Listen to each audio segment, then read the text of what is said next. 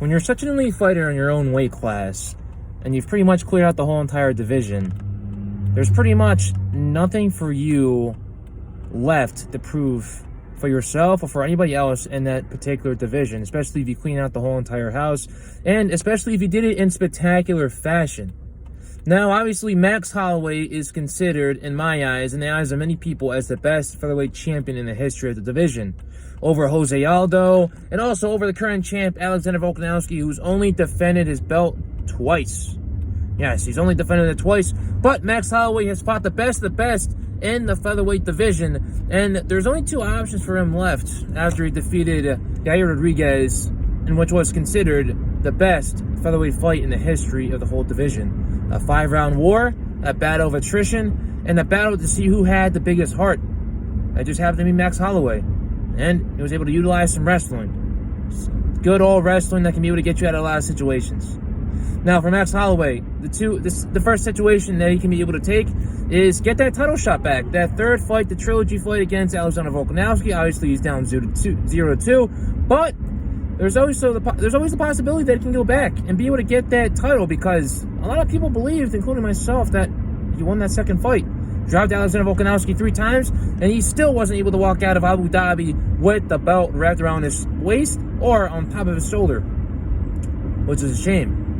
The second option is just to leave the featherweight division, take a little quick flight up to the flyweight division, not flyweight division, I'm talking about the lightweight division, and fight the killers that are in the lightweight division. Obviously, he's fighting in the lightweight division before. He fought Dustin Poirier for the interim UFC lightweight championship of the world. That fight went down in Atlanta, Georgia just a couple years ago, and it was a good fight. It was a good back and forth fight. The only problem that he had was that Max was still getting accustomed to fighting at that weight class during that fight, and it took him a couple rounds to get warmed up before he started to come back a little bit. Then a couple good punches and some combinations on Dustin Poirier, but he was eating a lot of damage in the first couple of rounds, and that damage eventually amounted into more damage into the championship rounds, and you could really see that damage that built up during the fight and after the fight as well. Obviously, even though that wasn't the greatest showing, it was against the top lightweight. It was against the top lightweight prospect at that time, Dustin Poirier. He was ranked in the top 3 of the weight class.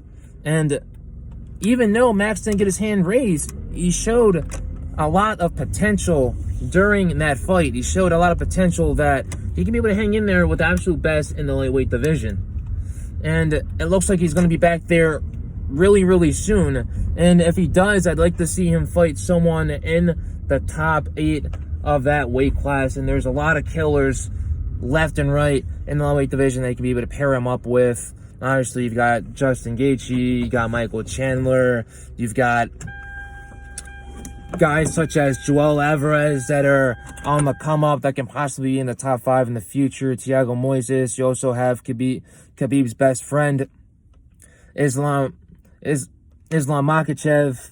Who else do you have? There's Gregor Gillespie. There's so many different guys in the weight class that you can be able to pair him up with. That'd be a great matchup. And if I'm the UFC, I obviously put Max Holloway in the...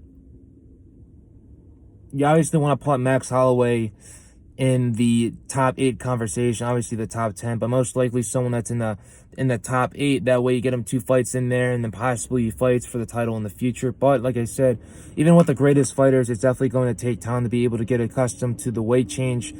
Having to be heavy and having to move around with more weight tires you down a little bit more until you get adjusted to it 100%. And for Max Holloway, I feel like he's such a big guy for the featherweight division, such a tall and lanky guy, that putting on a little bit of weight, an extra 10 pounds, isn't going to be a problem whatsoever. He loves to eat, and he does put on a lot of weight during his off season before fights, obviously.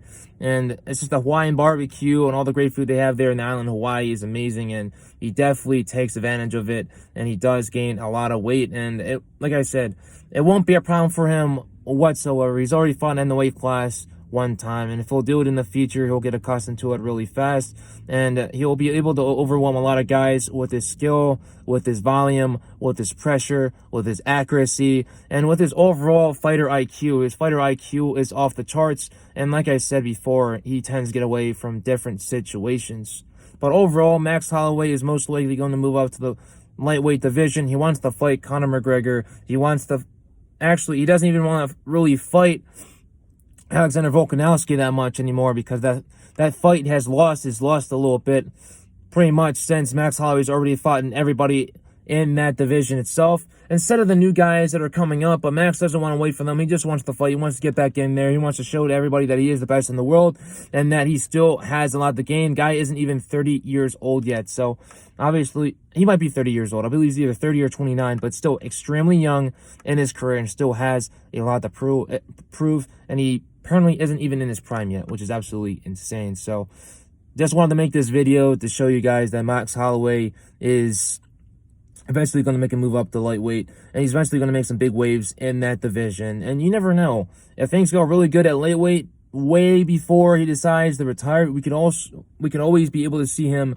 in welterweight as well towards the end of his career, I believe. So Max Holloway, he's the man. He's not a myth.